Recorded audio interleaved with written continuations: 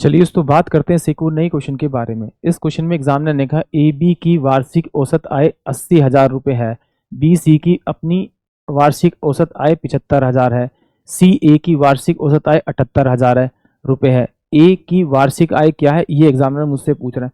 जब भी इस प्रकार का क्वेश्चन आता है यानी A B plus B C plus C ये दे रखा है और उसमें से किसी एक की इनकम पूछी, जैसे यहाँ पे ए की इनकम पूछी है तो ए की इनकम पूछी है तो कुछ नहीं करना, आपको जो ए बी दे रखा है और आपका जो एसी दे रखा है उन दोनों की आप इनकम को जोड़ दीजिए और उसमें से ये वाली इनकम क्या कीजिए आप माइनस कर दीजिए बीसी वाली, तो आपको क्या मिल जाएगा ए की इनकम मिल जाएगी। यानी कि इस 78 में से 75 माइनस करूंगा तो 3,000 आएगा, 3,000 इसमें जोड़ दूंगा तो 83 आएगा। यानी कि ऑप्शन सी ही इस क्वेश्चन के लिए करेक्ट होगा। यानी कि देखिए मैंने क्या किया, इन दोनों की आयु का औसत को जोड़ दिया, तो जोड़ा तो कितना हुआ ये 8, 7 से 14 15, यानी कि ये आ गया मेरे पास में 1,58,000 आ गया मेरे पास में से। उसमें से आप 75,000 माइनस कर दीजिए।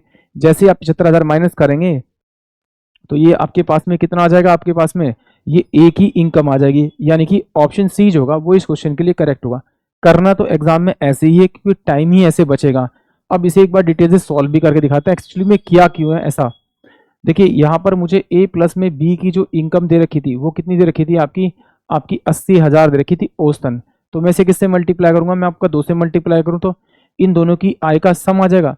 फिर उसने कहा बी प्लस में सी, इनकी जो इनकम है वो कितनी है आपकी 75,000। 75,000 को अगर मैं 2 से मल्टीप्लाई करूं तो इनकी इनकम का सम आ जाएगा। फिर देखिए यहाँ पर और सी प्लस में ए की जो इनकम का सम दे रखा है वो औसत दे रखा है, वो कितना दे रखा है 78,000। इनकी औसत आय देखिए 78,000, 2 से मल्टीप्लाई करूंगा। जब मैं इन सबको ऐड करूंगा तो ऐड करने पे मेरे पास क्या आएगा, 2 तो मेरे पास ए होंगे, 2 ही मेरे पास बी होंगे, 2 ही मेरे पास सी होंगे।